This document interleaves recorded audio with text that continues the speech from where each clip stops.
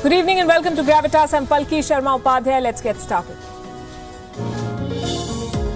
Gravitas, co-presented by SBI Mutual Fund, a partner for life. Skoda Superb, best in next class. Co-powered by Star Health Insurance, the health insurance specialist. Amstrad, get real, get Amstrad.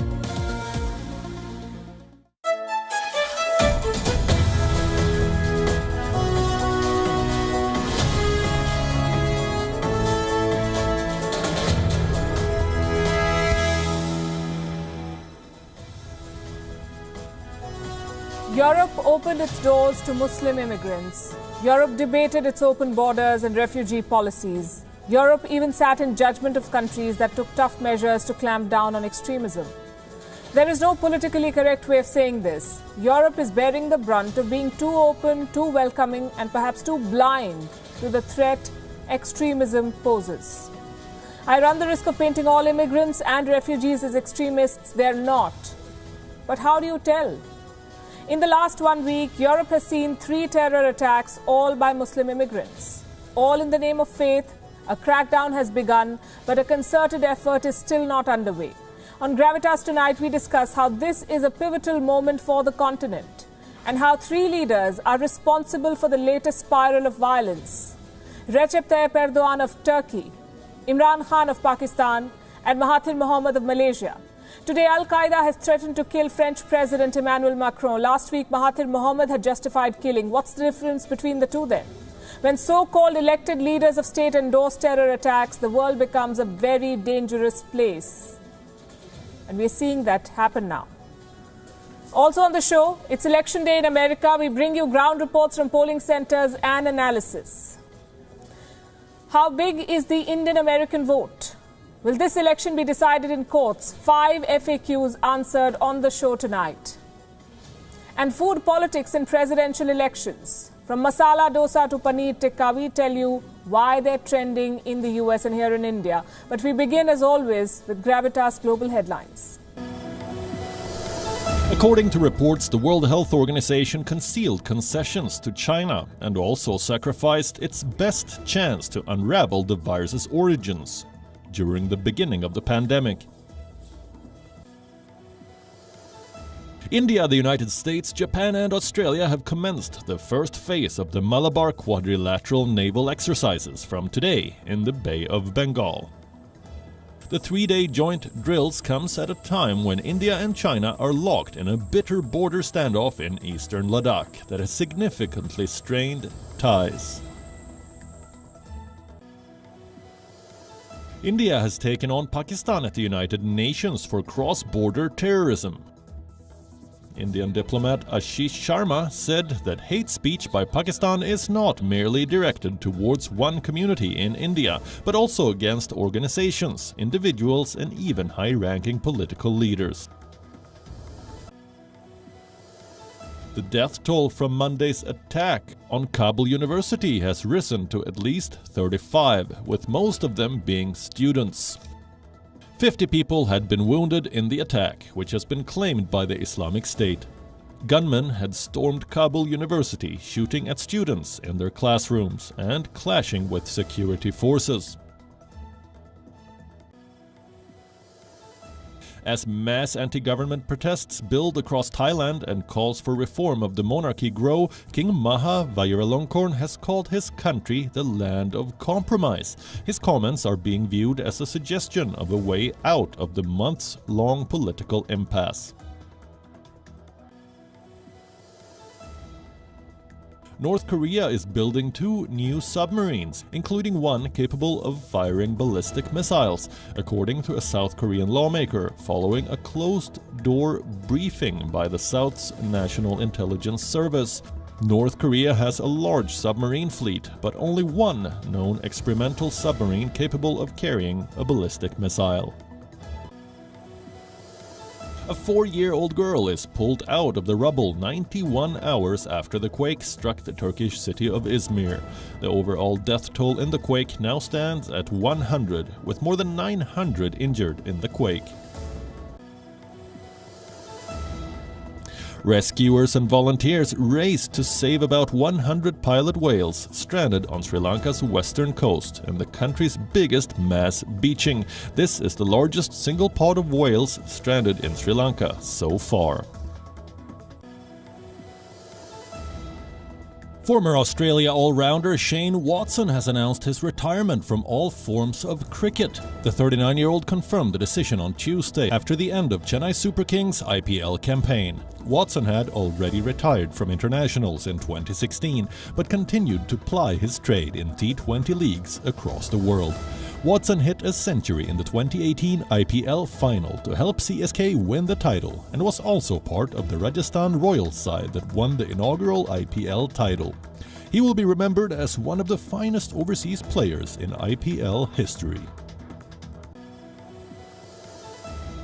Manchester United legend and Wales manager Ryan Giggs has been arrested on suspicion of assault. Giggs is alleged to have attacked his girlfriend Kate Greville in their home in Greater Manchester on Sunday, a charge that the 46-year-old denies. Giggs was taken in for questioning and later released on bail pending further inquiry.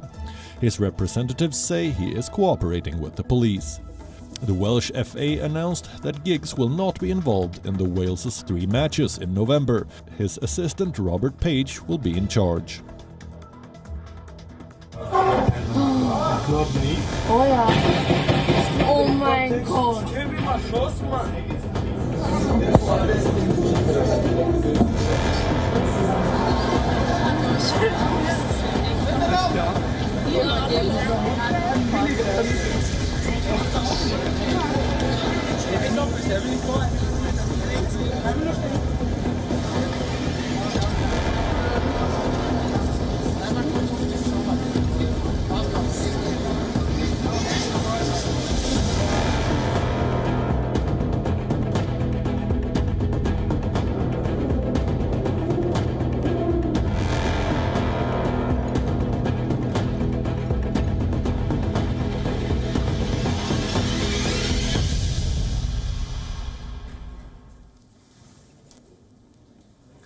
For the third time in a week, Europe has been struck by a terror attack.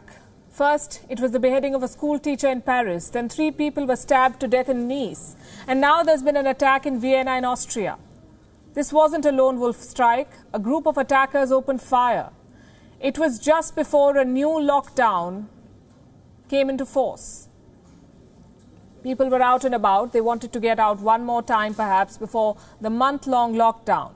That's when terrorists struck. At least 5 people have died, several are injured. We have 2 eyewitness accounts. These people were present when the shooting began. Listen to them.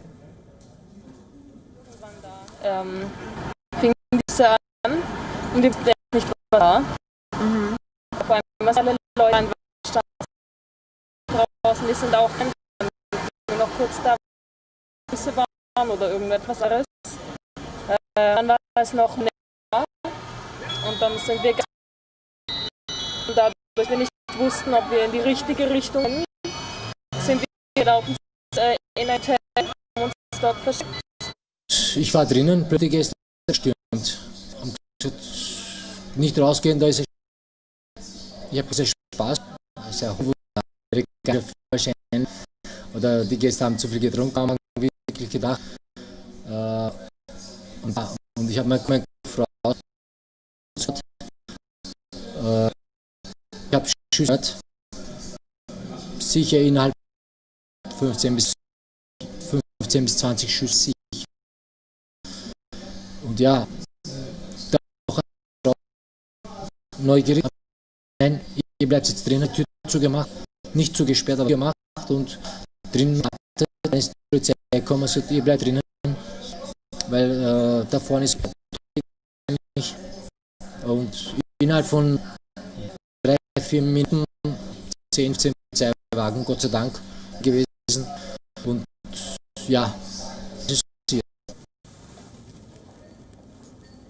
This is similar to what happened in France, an Islamist terror attack involving an Islamic State sympathizer targeting innocent civilians, and that too in a public place. 6 different locations were targeted. The local police still doesn't know how many attackers were involved, how many of them were on the streets, but they managed to neutralize one of the suspects. This was 9 minutes into the attack. This is the suspected ISIS sympathizer, the terrorist and reportedly the mastermind, a 20-year-old man of North Macedonian origin. Last year, he was convicted for trying to join the ISIS. Reports say he was on his way to Syria to join the group. He was supposed to serve a 22-month prison sentence, but he was released early. The terrorist had an Austrian passport. One of the locations where he was spotted was a synagogue. A rabbi who saw him had this to say. I saw how the heavily armed attacker with a long rifle shot at people outside bars and restaurants last night. It was a warm evening, and the night before the lockdown, a lot of people probably wanted to go out. I don't think there were as many people out as the previous night, but the attacker was aiming at them.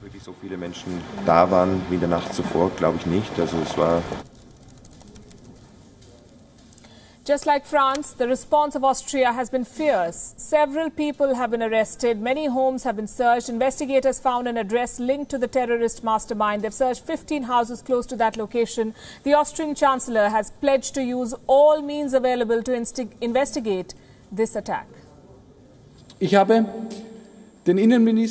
I've asked the Minister of Interior to use all available forces to investigate this attack. In the meantime, the Austrian armed forces have fully taken over the protection of property in Vienna, so that the police can concentrate all their forces on the investigation. We have also convened the National Security Council to discuss the current situation and the next steps with all relevant authorities of the Republic, and together with the Federal President, the representatives of the parliamentary parties, the Mayor of Vienna and Vice-Chancellor, we will also commemorate the victims of the attack today. Bürgermeister und dem Vizekanzler. French President Emmanuel Macron has extended his support too. Today he visited the Austrian embassy in Paris. He signed a book of condolence there. Countries across Europe have raised their guard. After the Nice attack, France deployed 7,000 soldiers to guard schools and places of worship. Reports say the UK has also stepped up the vigil. British intelligence agencies are trying to preempt potential copycat attacks in the UK. So this is what it looks like. Europe is on alert. What started as anger against a cartoon may well turn into a wave of terror attacks.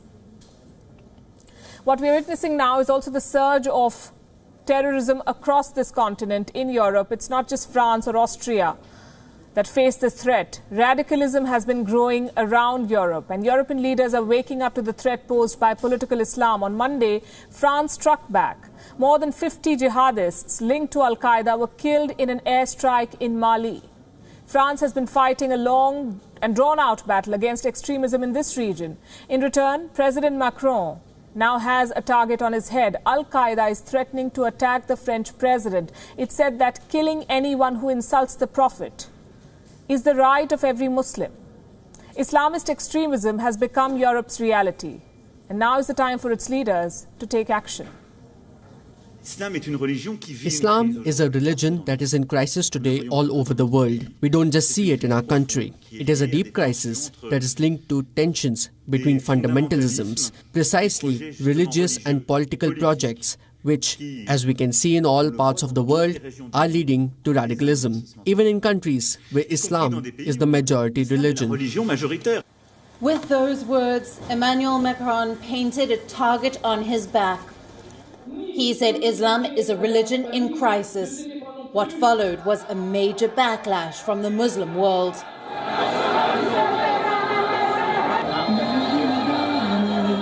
Protesters took to the streets. The Islamic world may have rejected Macron's message, but European leaders must take it as a wake-up call. It's a continent that is struggling with growing radicalism. In 2019, there were 119 attempted attacks in Europe. Out of these, 21 were linked to jihadist terrorism. In 2020, the attacks in France and Austria marked a resurgence of terrorism in Europe.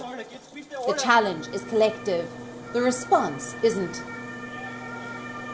Different European countries are trying to deal with terror threats with their own unique measures. Austria banned foreign funding for Islamic groups in 2015. Germany made a push to train imams locally. Italy punished radical imams. By 2018, it had expelled 16 imams. Sweden axed government funding to 2 Muslim organizations. This included a Muslim Brotherhood youth group. Sweden said the group didn't fulfill the democracy requirement needed for government aid. Clearly, these limited measures were not enough. Europe needs a united front to challenge Islamism, a front that can collaborate with international partners.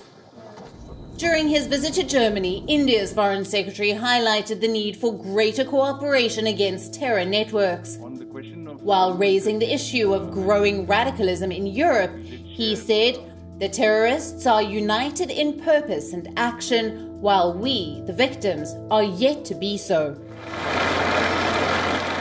This is a pivotal moment for Europe. Leaders who pushed for open borders and sat in judgment of other countries that implemented tough measures are learning it the hard way. They need decisive action and a comprehensive approach. Bureau Report, WION, World is One. Now here's a question. Why did this terror attack take place in Austria? The Islamic world is angry with France. They're apparently upset about the Prophet's cartoons. But Austria is not France, and Austria did not publish any cartoons. So why was it attacked? Because 3 men who call themselves leaders of their countries and of the Islamic faith have set in motion a very dangerous cycle. They've given moral legitimacy to violence in the name of religion. They've justified attacks, and now it has taken its own life. We've been saying this from day one. The statements of Turkey's President Erdogan, Pakistan's Prime Minister Imran Khan, and Malaysia's former PM Mahathir Mohamad are not just irresponsible and distasteful, they're downright dangerous. Unfortunately, we have proof now of how dangerous they are. The hatred they glorified has now claimed lives. Listen to what the Austrian Chancellor said today. In the meantime, it has been confirmed that yesterday's attack was clearly an Islamist terrorist attack. It was an attack of hatred. Hatred for our basic values, hatred for our way of life, hatred for our democracy, where all people are equal in rights and dignity.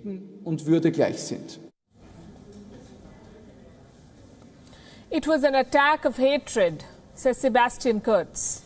Hatred for Austria's basic values, hatred for its way of life, and hatred for its democracy. Does this sound familiar to you?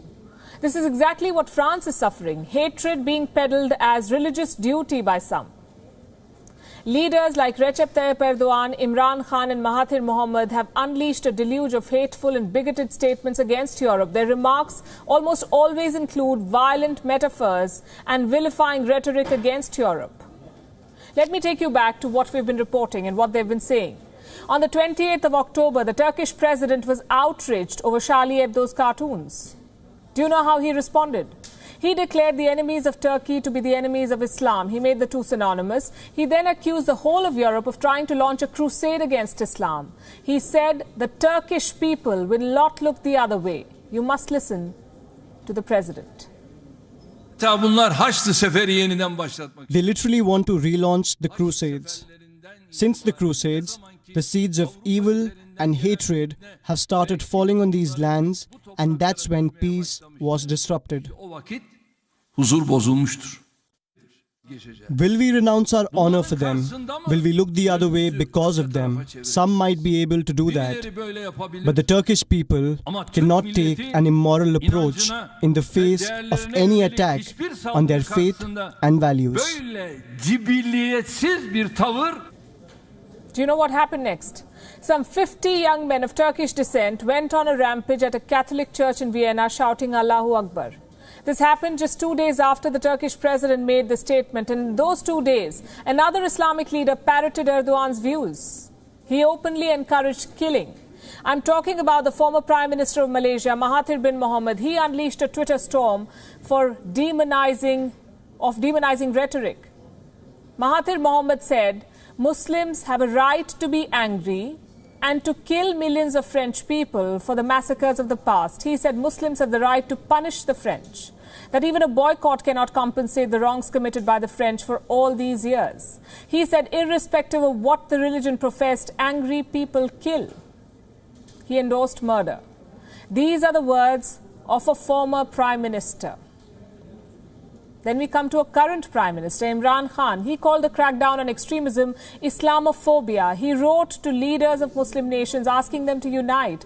Not once did he condemn the brutal acts of terror. Instead, he gave a free run to extremists to stage demonstrations against France.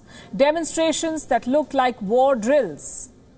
Protesters beheaded and burnt effigies of Emmanuel Macron. They called for his death. They vowed to send him to hell. Listen to what a cleric said at one such demonstration in Karachi. हमारे आका मौला सल्लल्लाहु ताला अलैहि वसल्लम जो वजह तख्लीक कायनात हैं उनकी शान में बेअदबी की गई है हमसे ये बर्दाश्त नहीं है बेशक हुकूमत की जिम्मेदारी है कि वो गुस्ताख को वासिले जहन्नम करे वरना हुजूर के गुलाम इंशाअल्लाह जरूर उसको वासिले जहन्नम करेंगे.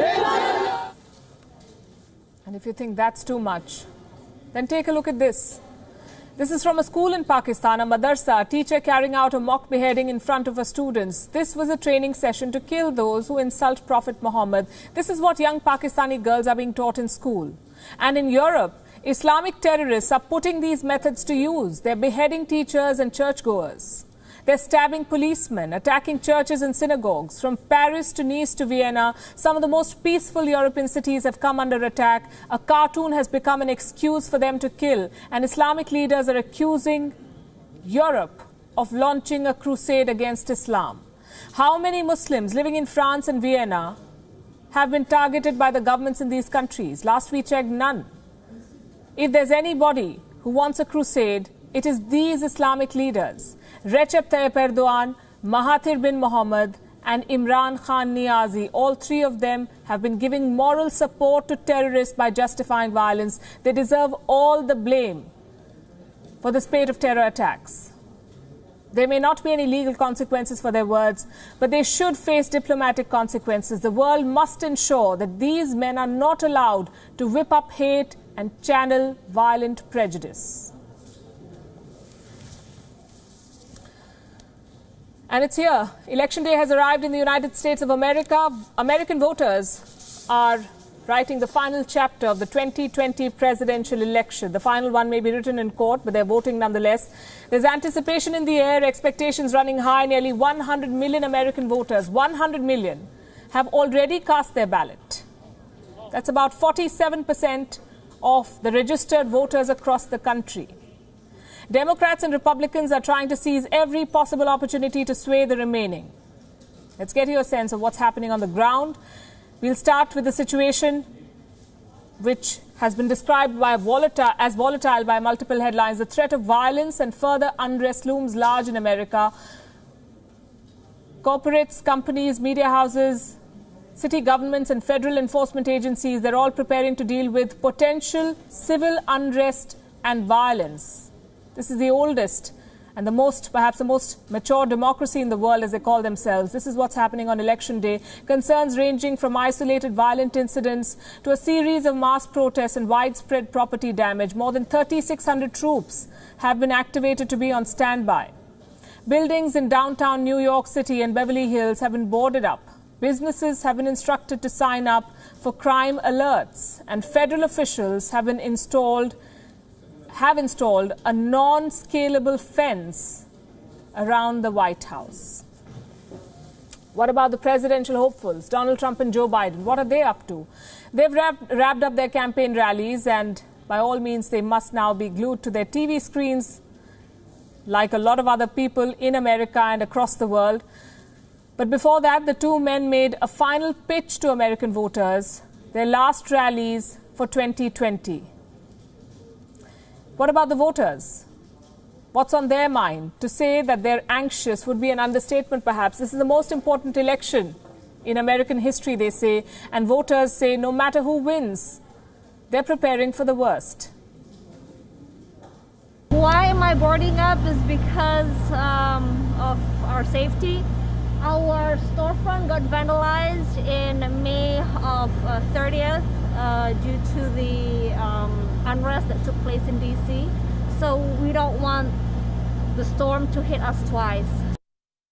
I'll be honest, I'm a little worried. I obviously voted for Hillary in 2016, and I went in there very confident, thinking that we were going to come out with the win, and we didn't.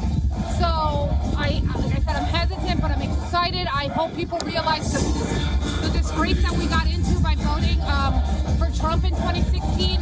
I don't know. I'm going to try to stay away from the news shows for a while, do some lit drop, and then pray like crazy. I've got a ton of anxiety. I'm very nervous, but I'm optimistic. Because I think that the opposition, the Republican Party, has just spoken. They've just misread everybody's sentiment that we shouldn't be divided. We should be united. We should be about building people up instead of tearing people down. The concerns are not unfounded. It could take days before the authorities announce the winner. The contest may morph into an election week if the competition is too close to call. So here are some numbers that you must know if the results take longer than expected. The voters are casting their ballot to elect 538 electors. This is the Electoral College. These are the people who will elect the president. To win the White House, a candidate must take an absolute majority of electoral votes. So 270 is the magic number. The Democrats need 270 votes to rebuild the blue wall. The Republicans need 270 to have Donald Trump back in the White House. Another magic number is 10. This presidential election is expected to come down to results in 10 key states. These states include Pennsylvania, Wisconsin, Michigan, Florida, Iowa, and Ohio. All of them are essential for Donald Trump's win. They were essential in 2016. The opinion poll suggests that he is not doing very well in some of these states. And to add to that, Joe Biden could disrupt Republican electoral power in the remaining 4 states, the states of Georgia, Arizona, North Carolina, and Texas. It's a neck-and-neck battle, and it's clearly going down the wire. And the opinion polls have shown a lead for Joe Biden, but the pundits are tracking the battleground states now, where the fight between Joe Biden and Donald Trump is just too close for comfort. One of those states is Florida, where Biden has a lead of just 1.7 points. Our correspondent Sarah Walton is in Florida tracking this battleground state. There's all really still to play for here in Florida, a key state that all presidential candidates on the way to the White House want to get their hands on because it comes with a large number of electoral votes, 29 electoral votes. And we are seeing some interesting signs from early voting here. Americans have had several days now over the last weeks or so where they could cast their vote early in person and also via mail. Many mail-in ballots this year being sent in by people who are concerned with the coronavirus pandemic and don't want to come out in public. But what we're seeing from those figures is that the number of Democrats casting their vote and the number of Republicans is almost equal. There's about 100,000 votes in it, which really is not a lot. And that is interesting because studies have shown that it's Democrats that are far more likely to vote earlier and Republicans that are more likely to show up on the final election day, which is today, Tuesday, here in the United States. Now, if that large turnout by Republican Trump supporters does happen today, on top of the early voting, I mean, that is a sign, perhaps, that Florida could be leaning towards electing Donald Trump again. It's still very early, and of course, a big caveat here is that looking at early voting numbers is a bit like reading tea leaves. Just because somebody has registered their affiliation with a party in the past doesn't mean they are going to vote that way this time round. So, as I say, still all here to play for here. Lots of questions. We'll hopefully start getting some answers in Florida once the polls close this evening. Let's go straight to Hyderabad now. Syed Akbaruddin, India's former permanent representative to the United Nations, someone who's also served as a spokesperson of the Ministry of External Affairs and India's representative at the IAEA, joining us. Mr. Akbaruddin, welcome back to Gravitas. Thank you very much, Palki, for having me again on Gravitas. In fact, enhancing my gravitas too. Very kind of you to say that. So we saw voting day in two places, in Bihar in India, which has often been called a state where law and order has been a problem, and in America, which is supposed to be the world's oldest, it is the world's oldest and supposed to be the most mature democracy in the world. But in America, we saw storefronts being boarded up, and there's fear of post-election violence. What explains this? So what we witnessed in the United States is perhaps one of the most polarizing campaigns known to us. It's been a very divisive campaign, perhaps the most divisive in recent history. At times it's been surreal. A campaign amidst a pandemic which has cost lives of more than 230,000 Americans. And it's a campaign in which many of the fault lines of a democracy, which you usually associate with emerging democracies, were witnessed in the United States. It's a campaign racked by numerous anti-racism demonstrations, a campaign in which there was even an attempt to kidnap a governor of Michigan, a campaign in which the incumbent president has called into question the very process of electoral voting. Obviously, all this takes a toll, even in the most mature of democracies. So what we are seeing is an anxiety, a concern of a type not experienced before in the United States. It's manifested in various ways. It's manifested in, for example, social media platforms now providing new rules and regulations for announcing results. It's manifested in sporadic incidents of owners of stores boarding them just in case of violence. Now, that's one side of the story. On the other side, if you just look back and see, the US elections have been in a better place than what was envisaged, say, 4 to 6 months ago.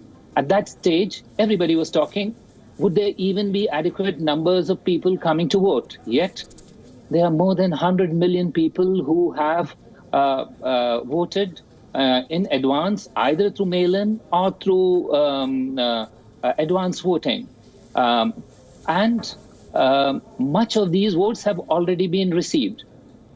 So there are certain mature elements that are good to see, that despite last time the mail-in vote or advance voting was just something in the vicinity of 40 million. This time it's more than 2.5 times that size, yet the system was able to adjust and adapt. Going forward, we will still have to see, because there are a plethora of issues which still remain to be addressed, given the patchwork of rules, regulations, and voting requirements that are there in different states. On the other hand, in India, in Bihar, there is a system that is in place through a centralized form of electoral organization through the Central Election Commission. That's not there in the United States. So you have each state coming up with a new set of rules, new set of regulations, new relaxations, new means of counting, etc., etc. These are two different conditions, but I take the point that what we are seeing in the world's oldest democracy is a new experience, largely because of the polarized campaign that we saw leading to this voting day today. You know, I was only trying to drive home the contrast here. Donald Trump, 4 years back, set out to make America great again. I'm not sure how many people see it as greater than it was in 2016, and I'm not sure if Trump alone is to be blamed for the way things have ended up. do you think that this election is more than anything else a referendum on Donald Trump and what he's been able to do or not do in the past 4 years? This is more about Trump than about Biden. That's one way of looking at it. Certainly, if you look at personalities, President Trump's outsized personality is one that has dominated his administration throughout. And surely, if there is a contrast between personalities, Donald Trump's personality is the one to make a choice. Either you support him or you don't like him. That's one way of looking at it. But a society like the United States, which is very diverse, also has a number of issues underpinning that divergence in terms of personalities, because the outcome of this election is going to decide on a host of other things, on how to handle the pandemic, how to handle the economy, how to address social inequities, how to look at foreign policy options relating to Iran, to China, to multilateralism, how to look at regulation itself, how to go about addressing issues in the US Supreme Court, whether 15 are adequate or not, etc. So there are a whole host of issues. And that choice, whether it's in terms of a personality or in terms of a platform, is a cardinal choice which will have far implications down the line, whatever the outcome. Do you think by this time tomorrow we'll have the result? All we have to do is to look at Florida, because that's the bellwether state which Donald Trump had won last time. And there they have a system in place where the advance voting will also be counted and declared pretty quickly, because they have a tradition of having votes which are mailed in. Florida is essential for Donald Trump to find a pathway to 270. If he loses that, then all that is required is he loses one more state, because last time he got 306 electoral votes from the Electoral College, 306. Florida is 29. I'm not a mathematician, but that would mean 277. And one other state in the Midwest, if he loses, it's over. So watch out for Florida. That will give an indication. If Donald Trump wins Florida, then you're in for a longer count, because many of the Midwestern states will take a longer time to address the issues of these mail-in votes or advance voting, because they have only started counting today. It may take them time to get to the end of it. And one never knows what's going to happen in between that. So when we watch out for the election results, Florida will be key, followed by Georgia, or maybe North Carolina. These 3-4 Sun Belt states, if Donald Trump does well, it doesn't mean he's out of difficult straits, but it means that the election will take a longer time to decide. If he doesn't do well in one of these, certainly in Florida, then it's much more difficult for him to get back get to the pathway of 270. So Florida is going to be announcing its results starting at, I understand, 8:30 their local time. We don't have very long to go in that. And that gave a key pointer of whether this election results will come in quickly or it will take a longer drawn process. Well, we'll be reporting it here on WION, because we're live non-stop on this broadcast for about 42 hours. But Florida is a state to watch. Florida, I believe, is also the state that took 2 presidential hopefuls to court back in the year 2000. I hope that story is not repeated. Thanks very much for the moment, Syed Akbaruddin, for joining us here on Gravitas. Thank you very much, Bali. So this is the biggest presidential election in the world. We've called it the biggest reality show on earth. It's dramatic, it's complicated, and it's left America more divided than ever before. Let me sum up this election in 5 points, under 10 minutes. Let's answer 5 FAQs. How is a US president elected Will the next president be elected in court? What were the biggest issues and controversies in this election? How important is the Indian American vote? And what were the most defining moments of this election? We'll take them one by one. We'll start with the latest. Both Joe Biden and Donald Trump have deployed big teams of lawyers. Will this election be decided in a court of law? The answer is highly likely. I can give you two reasons why. Reason number one, Donald Trump himself, he may not accept the result if he loses, that is. He's been asked this question repeatedly in presidential debates and in interviews. Will he accept the result if he loses? Will he ensure a peaceful transfer of power? Donald Trump has never said yes, which means there's every chance he'll say no. He has already been questioning mail-in ballots. He has already said his lawyers will take over once voting ends. It's as if Donald Trump is preparing to move court, and he has every right to, by the way. He can ask for a recount, he can ask for the mail-in results to be declared null and void, and that would be a very big deal because 62.1 million votes have been cast on mail. Reason number two on why the results may be decided by courts. More than 400 election-related cases have already been filed in America. Many more are expected, mostly from the swing states or the battleground states, states like Pennsylvania, Michigan, Wisconsin, Florida, and North Carolina. This is the most litigated presidential election in U.S. history. Has this happened before? Has a U.S. election been decided in court before? The answer is yes. In 1876, 5 justices sat on a commission that decided the presidential election. In 2000, the U.S. courts decided the George W. Bush versus Al Gore election. There was a month-long battle over who won the state of Florida. Bush won in the court, and he won the presidency. 20 years later, both Republicans and Democrats are preparing for a similar court face-off. One report says Republicans are looking to train thousands of lawyers to handle litigation surrounding Election Day, post-election canvassing and possible recounts. The Biden campaign is also preparing its team of lawyers. The elections could come down to 9 Supreme Court judges. Most of them, by the way, are Trump supporters, Amy Coney Barrett being the latest addition.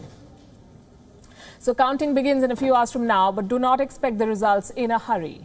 Which brings us to question number 2. How is a U.S. president elected? The answer is simple. A U.S. president is elected through the Electoral College. What is an Electoral College and how does it work? That answer is not so simple. But here's the simplest explanation you will find. Take a look.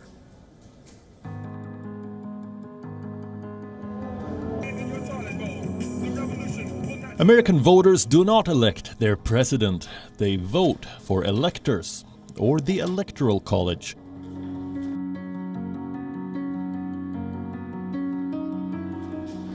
It meets every 4 years and chooses the president. The Electoral College has members from all 50 American states. The number of electors from each state depends on its population.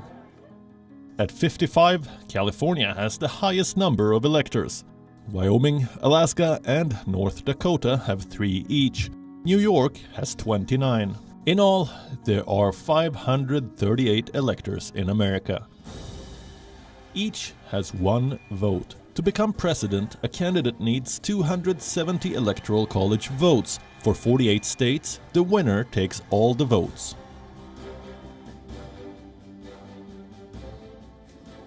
Meaning, the party winning the popular vote gets all the Electoral College votes. The margin of victory does not matter. 2 states are exceptions, Maine and Nebraska. They have a district system for allocating electors. Can an elector vote against the state's presidential pick? Yes. They are called faithless electors. In 2016, 7 Electoral College votes were cast against the state's wish. In 2016, Hillary Clinton had 3 million more votes than Donald Trump. Trump won because he was picked by the Electoral College.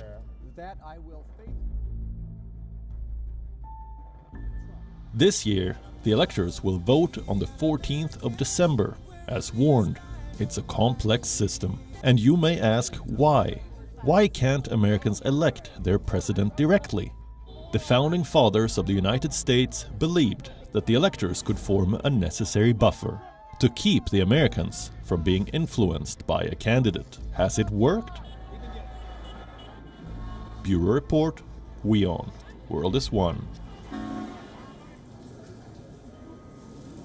Question number 3, the biggest issues and controversies. I don't know where to begin, frankly. There were so many this election. Donald Trump's taxes, Hunter Biden's emails, Trump's Chinese bank account, the one he did not tell Americans about, Biden's health, is he fit for office, the question of foreign interference and proximity to China, who will take a tougher stand and punish China for the pandemic. There's so much that was debated in this election.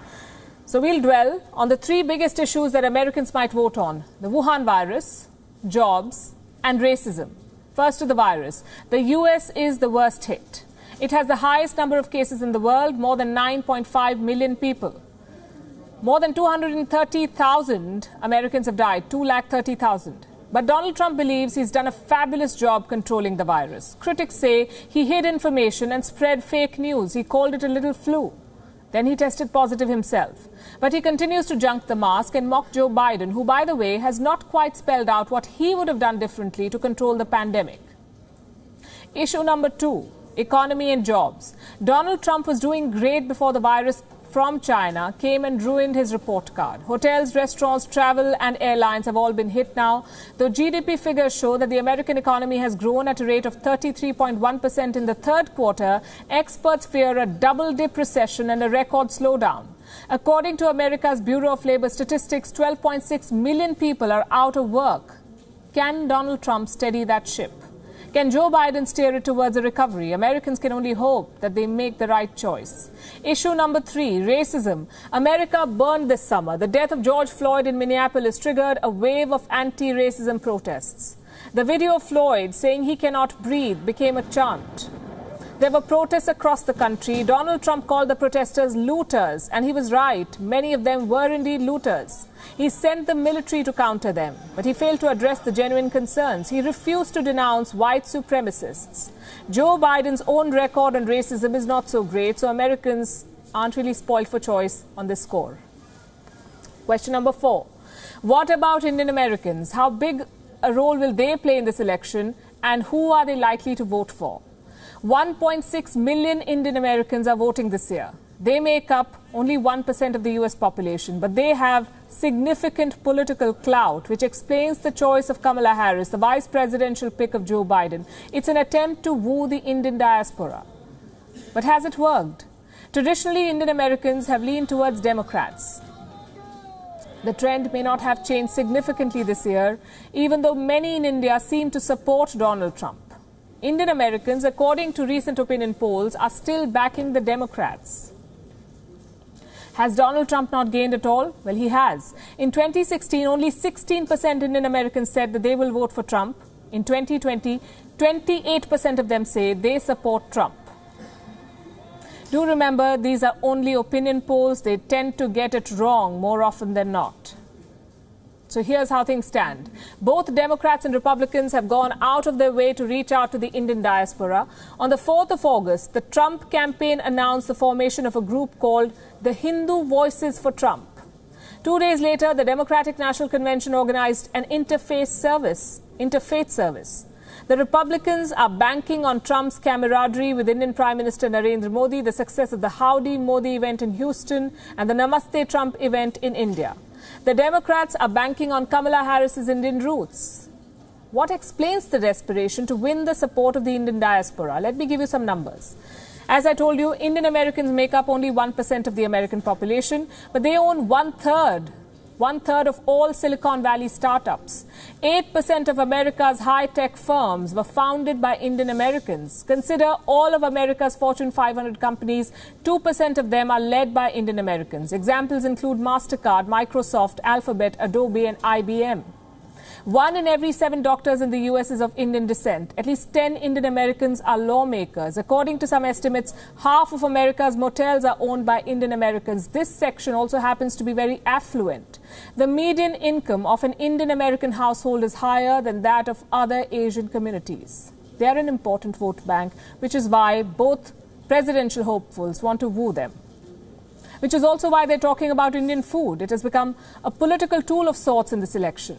Especially for the Democrats. The vice presidential nominee, Kamala Harris, once famously tried impressing voters with her dosa-making skills. She ended up getting trolled for not being able to whip the dosa well. Besides her views on the Indian government's policies, of course. And now one of her supporters, US Representative Pramila Jayapal, decided to dedicate a dish to Kamala Harris on Twitter. But she committed a blunder, and Twitterati are now savouring it. Our next report explores. Americans may be at each other's throats when it comes to their political choice, but at the end of the day, there's one thing that unites them all: food. America is a melting pot of the world's finest culinary creations, each creation representative of a particular community. Political parties are well aware of this fact, and this election, they've tried using food to mobilize public support. In a video/PR stunt released in November last year, Kamala Harris, who was then struggling to protect her flagging campaign, teamed up with actor Mindy Kaling to make some masala dosas. A South Indian savory crepe filled with spicy potatoes. Harris couldn't smoothly whip up the dosa, and she couldn't really whip public support either.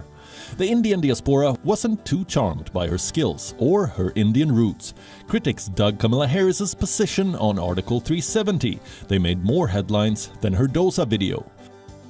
Switch to November 2020, another Indian-American politician is being rebuked for using her roots to score political gains. Pramila Jayapal, the U.S. representative for Washington's 7th Congressional District. Jayapal recently shared a light-hearted post about a dish she had prepared in honor of Kamala Harris. She called the dish Paneer Tikka.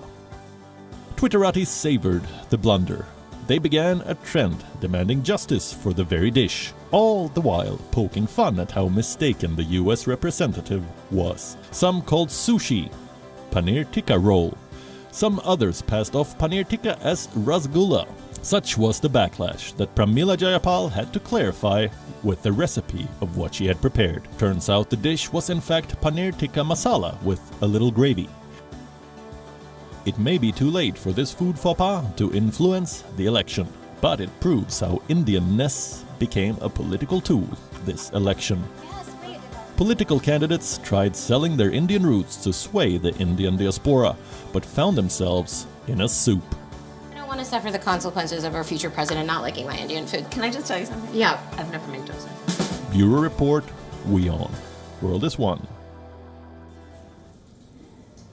With that, it's a wrap. But our non-stop live coverage of the US election continues here on WION. Stay with us.